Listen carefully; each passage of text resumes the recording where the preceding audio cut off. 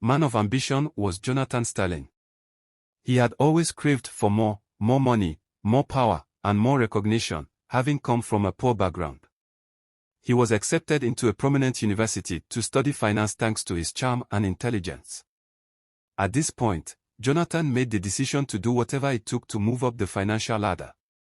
Jonathan was hired by a premier investment bank in New York City following his graduation. He advanced through the ranks swiftly, winning the respect of his superiors with his astute observation and unwavering resolve. Even in the most erratic markets, Jonathan was renowned for his ability to make money. Nevertheless, dishonesty and manipulation served as the cornerstone of his success.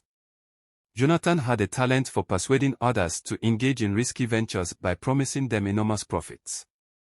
He fabricated data and adjusted numbers behind closed doors to make his endeavors appear unfailing. As the money came in, Jonathan's way of living showed off his newfound prosperity. He drove the newest high-end vehicles, bought a penthouse in Manhattan, and threw lavish parties that were the talk of the town. Jonathan was successful on the outside, but his hunger was unquenchable. He came up with a scheme to steal money from his customers and used offshore accounts to conceal his illicit profits. He became more careless the more he stole. Discrepancies in Jonathan's reports started to be noticed by his colleagues, but he was always able to divert suspicion by utilizing his charisma to keep the wolves at bay. One day, a fresh-faced young analyst named Sarah from the bank was given the task of going over Jonathan's accounts. Her position had been achieved by her diligence and keen observation. She discovered the web of lies Jonathan had woven as she dug through the documents. Sarah made the decision to confront him after being horrified by the extent of his deceit. Sarah calmly replied, "Jonathan, we need to talk," despite her internal distress. "I've noticed a few discrepancies in your accounts. Would you please elaborate?" Jonathan squinted, his brain spinning to come up with a believable explanation. "You're new here, Sarah. These matters can be intricate. It's only a small mistake." Sarah, though, was unconvinced. "This isn't just a small mistake, Jonathan. This is deception. All I can do is file a report on this." Jonathan felt a rush of panic. He couldn't allow years of plotting to come undone.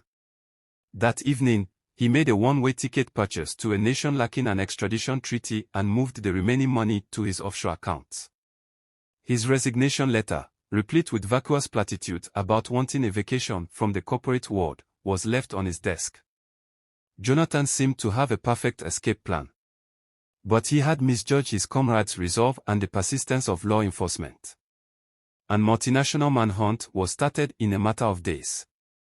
His assets were taken, and his accounts were frozen. Jonathan, broke and on the run, ended up in a dilapidated motel in a strange country.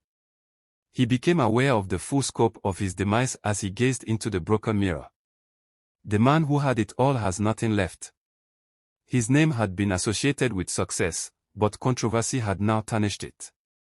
In the end, Jonathan was apprehended by local authorities and extradited to face justice.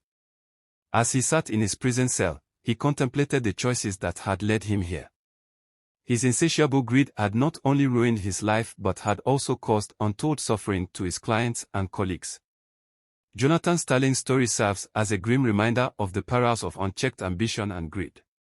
His fall from grace was a cautionary tale, illustrating that no amount of wealth or power is worth sacrificing one's integrity and humanity.